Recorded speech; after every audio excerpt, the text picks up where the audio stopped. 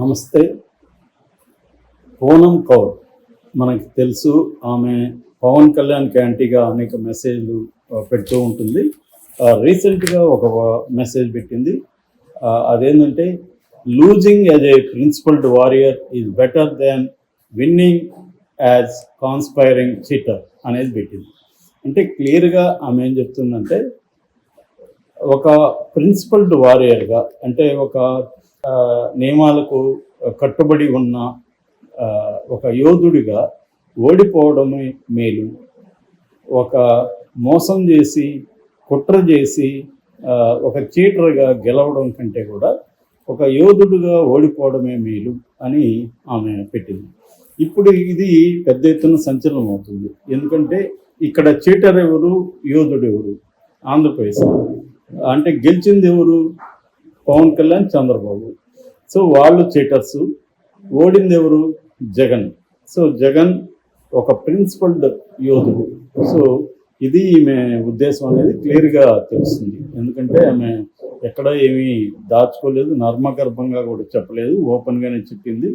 అంటే ఒక కాన్స్పైరింగ్ చీటర్ అని చెప్పింది. ఆ చీటర్ కూడా ఎలాంటి వాడు అంటే కుట్ర చేసే చీటర్.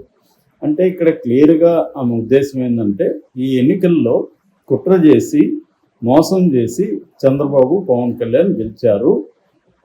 కుట్రలకు, మోసాలకు దూరంగా ఉంటున్న యోధుడైన జగన్ ఓడిపోయాడు.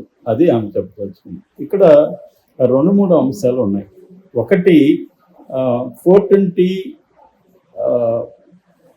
పథకాలు, అంటే 420 హామీలు ఇచ్చి చంద్రబాబు గెలిచాడని ఆల్రెడీ వైసీపీ వాళ్ళు అంటున్నారు. 420 హామీలు అంటే ఏంటి? అంటే తను క్లియర్గా అమలు చేయలేనని తెలిసినా కూడా కొన్ని హామీలు ఇచ్చి, ఆ హామీలని ప్రజలు నమ్మించి ఇతను అధికారంలోకి వచ్చాడనేది ఒక వెర్షన్. అది ఈమె కూడా చెప్తున్నట్టుగా మనకు అర్థమవుతుంది, చీటర్ అనే దాంట్లో. ఇక జగన్ అయితే అటువంటి తను చేయలేని హామీల్ని తను ఇవ్వలేదు అనేది అతను జగన్ కూడా చెప్పాడు. యాక్చువల్గా మనము కొన్ని నియమాలకి, కొన్ని విలువలకి కట్టుబడి ఉన్నాము. నేను ప్రజల్ని మోసం చేయలేదు, అది నాకు ఆనందాన్ని ఇస్తుంది, దీన్ని ప్రజలు గ్రహిస్తారు అని జగన్ కూడా మొన్న విస్తృత స్థాయి వైసీపీ నాయకుల విస్తృత స్థాయి సమావేశంలో చెప్పాడు. అంటే క్లియర్గా ప్రజల్ని మోసం చేసి చంద్రబాబు, పవన్ కళ్యాణ్, బీజేపీ ఈ కూటమి అధికారంలోకి వచ్చిందనేది ఒక వెర్షను. ఈమె కూడా దాన్ని ఏకీభవిస్తుంది. దాని గురించే చీటర్ అని చెప్పింది అనేది మనకు అర్థమవుతుంది. ఇక్కడ కూడా కరెక్ట్గా కేసీఆర్ కూడా తెలంగాణలో ఇదే వెర్షన్ చెప్తున్నాడు. మీరు ఒక పాలిచ్చే ఆవుని వదిలేసి ఒక దున్నపోతును తెచ్చుకున్నారు అని ప్రజల్ని కేసీఆర్ అన్నాడు. అట్లాగే 420 హామీల నుంచి వీళ్ళు అధికారంలోకి వచ్చారు అనేది కాంగ్రెస్ని కూడా విమర్శించాడు.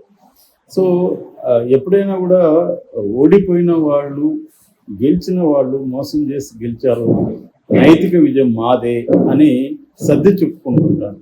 సో అటువంటిదే ఇది.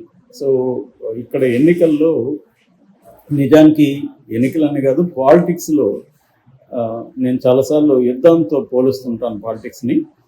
యుద్ధంలో కూడా మామూలుగా అయితే యుద్ధనీతి అనేది మనం ఎప్పటి నుంచో రాజుల కాలం నుంచి వింటున్నాము. అట్లాగే మోడర్న్ పీరియడ్లో కూడా అనేక అంతర్జాతీయ ఒప్పందాలు ఉన్నాయి యుద్ధం ఎలా చేయాలని. కానీ ఇవాళ మనం యుద్ధాలు చూస్తే, ఫర్ ఎగ్జాంపుల్ రీసెంట్గా ఇజ్రాయిల్ పాలస్తీనా మీద అటాక్, ఇవన్నీ కానీ చూస్తే ఏ అంతర్జాతీయ న్యాయ సూత్రాల్ని పాటించట్లేదు. గెలవడం, ఓడడం అనే 2 మాత్రమే ఉంటాయి మార్గాలు. సో గెలవడం అనే లక్ష్యాన్ని చేరుకోవడానికి ఎటువంటి మార్గమైనా ఒకటే. అంటే మార్గము, లక్ష్యము, మీన్స్ అండ్ ఎండ్ అంటారు.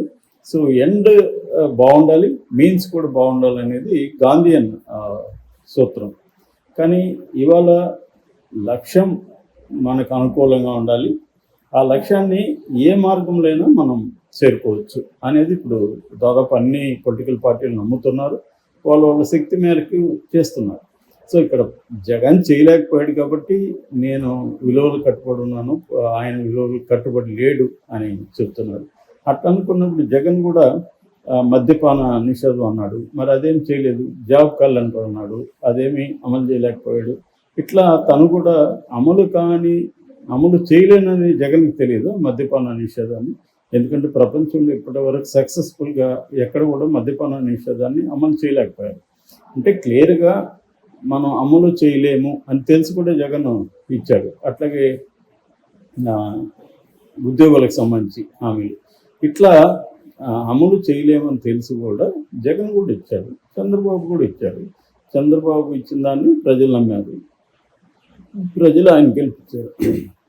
ఇప్పుడు వచ్చి నువ్వు మోసం చేసావు అంటే మనం చాలా గేమ్స్లో కూడా ఎవరన్నా మనల్ని ఓడిస్తే వాడు మోసం చేశాడు, వాళ్ళు బాల్ ఇలా వేస్తాడు, లేకపోతే బ్యాటింగ్ ఇలా చేశాడు అని ఏదో మనం ఆరోపిస్తుంటాం. రెఫరీ ఇలా చేశాడు, అవి అందులో వాస్తవం అసలు కంప్లీట్ లేదని చెప్పలేం. కానీ బట్ ఓడిపోయిన వాళ్ళ మాటలు ఎప్పుడు కూడా అలాగే ఉంటాయి. అది ఈమె చెప్పదలుచుకుంది. రెండవది కాన్స్పిరసీ గురించి ఆమె మాట్లాడింది. కాన్స్పైరింగ్ చీటర్ అని చెప్పింది. కాన్స్పైరింగ్ అంటే కుట్ర పూరితమైన మోసగాడు. సో కుట్ర ఇక్కడ ఏం చేశాడు, ఇది కూడా ఆల్రెడీ వైసీపీ వాళ్ళు చెప్తున్నారు. చంద్రబాబు ఈవీఎంని మ్యానిపులేట్ చేశాడు, ఈవీఎంని ట్యాంపర్ చేశాడు. అయితే దానికి సరైన ఆధారాలు మా దగ్గర లేవు అని జగన్ డే వన్లో, ఈవీఎంలో లేదు కానీ ఏదో జరిగింది, కానీ ఏం జరిగిందని చెప్పడానికి ఆధారాలు లేవు అనేది.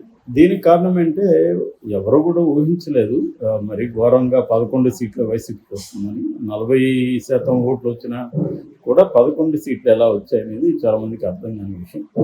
దానివల్ల కూడా వాళ్ళు ఏదో జరిగింది, మా ఏరియాలో మా ఊర్లో మేము అందరూ వైసీపీకి వేసాం, ఆ ఓట్లంతా ఏమైంది, ఇలాగా వాళ్ళు చెప్తున్నారు. సో ఇక్కడ క్లియర్గా ఏంటంటే ఈవీఎంల ట్యాంపరింగ్ అనేది ముందు గుసగుసలుగా స్టార్ట్ అయ్యి ఎలాన్ మస్క్ ట్వీట్ చేయడంతో ఓపెన్ అయిపోయారు ఇండియా వైపు. ఈవెన్ రాహుల్ గాంధీ కావచ్చు, ఇండియా కూటమి నాయకులందరూ కూడా మోడీ ఈవీఎంలు ట్యాంపరింగ్ చేశారు అని చెప్తున్నారు. అందులో భాగంగా ఇక్కడ కూడా చంద్రబాబు ఈవీఎంలు ట్యాంపర్ చేశారు అనేది ప్రధానంగా ఆరోపిస్తున్నారు. బట్ ఎట్లా చేశాడు, హ్యాక్ అయితే చేయడానికి లేదు, ఎందుకంటే అది ఇంటర్నెట్ బేస్డ్ ఈవీఎంలు కాదు కాబట్టి హ్యాక్ చేయలేరు. కానీ ట్యాంపరింగ్ చేయొచ్చు, ఎందుకంటే ఉండవల్లి అరుణ్ కుమార్ కూడా చెప్తున్నాడు 60 లక్షల ఈవీఎంలు దిగుమతి చేసుకుంటే అందులో ఓన్లీ 40 లక్షలు మాత్రమే వాడారు, ఇంక 20 లక్షలు వాడలేదు. దాని గురించి ఇన్ఫర్మేషన్ యాక్ట్ కింద పెడితే కూడా ఈసీ మాకు తెలీదు, మాకు ఎన్ని ఇచ్చారో అంత మాత్రమే మాకు తెలుసు అని చెప్తున్నారు. సో ఆ 20 లక్షలు ఏమైంది అంటే ఆ 20 లక్షలు తీసుకెళ్ళి వీళ్ళు ఎక్స్ట్రాగా వీళ్ళకి అవసరమైన చోట ఓట్లు వేసుకున్నారు అనేది ఇది. దీనికి ఇటు నేషనల్ లెవెల్లో బీజేపీ వాళ్ళు చెప్పేది ఏంటంటే అట్లా అనుకుంటే మేము అయోధ్యలో ఎందుకు ఓడిపోయాము, ఉత్తరప్రదేశ్లో ఎందుకు ఓడిపోయాము, మహారాష్ట్రలో ఎందుకు ఓడిపోయాము, నార్త్లో చాలా చోట్ల మేము ఓడిపోయాం. సో 240కి మేము ఎందుకు పరిమితం అంటే క్లియర్గా మాకు 272 మెజారిటీకి మేము చేస్తాం కదా అనేది బీజేపీ చెప్తున్న లాజిక్. అది లాజికల్గానే ఉంది. ఎవరైనా కూడా 240 వరకే మనం గెలుద్దామని ఎందుకు అనుకుంటారు. 272 సీట్లు తెచ్చుకుంటే కంఫర్టబుల్గా గవర్నమెంట్ ఫామ్ చేసుకుండొచ్చు. ఇప్పుడులాగా కోయిలేషన్ గవర్నమెంట్ ఉండే పరిస్థితి లేదు. సో అది అక్కడ లాజిక్. సో చంద్రబాబు చేయగలిగినప్పుడు మోడీ చేయలేడా?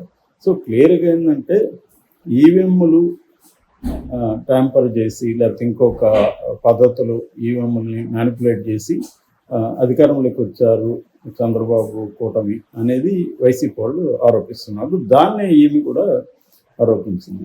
అంటే ఓవరాల్గా ఈమెకు ఎప్పటి నుంచో కూడా పవన్ కళ్యాణ్ మీద ఆమెకు వ్యతిరేకత ఉంది. దానికి కారణం కూడా ఆమె చాలాసార్లు డైరెక్ట్గా ఇండైరెక్ట్గా చెప్పింది. అంటే తనను పవన్ కళ్యాణ్ యూజ్ చేసుకొని వదిలిపెట్టేశాడు, అలాగే చాలామందిని చేశాడు అనేది ఆమె ఆరోపణ. దానికి ఎప్పుడు కూడా పవన్ కళ్యాణ్ అయితే డైరెక్ట్గా సమాధానం ఇవ్వలేదు. కానీ వాళ్ళ అభిమానులు విపరీతంగా పూనమ్ కౌర్ మీద నెగిటివ్ కామెంట్స్ అవన్నీ పెడుతుంటారు. ఇప్పుడు కూడా ఈమె కామెంట్ని వాళ్ళు గట్టిగా చేస్తున్నారు. ఎందుకంటే పవన్కి యాంటీగా, కూటమికి యాంటీగా ఈ పోస్ట్ ఉందనేది అది క్లియర్గా అందరికి అర్థమవుతుంది. సో ఇప్పుడు దీని మీద పవన్ కళ్యాణ్ కానీ కూటమి నాయకులు కానీ ఏమన్నా మాట్లాడతారా?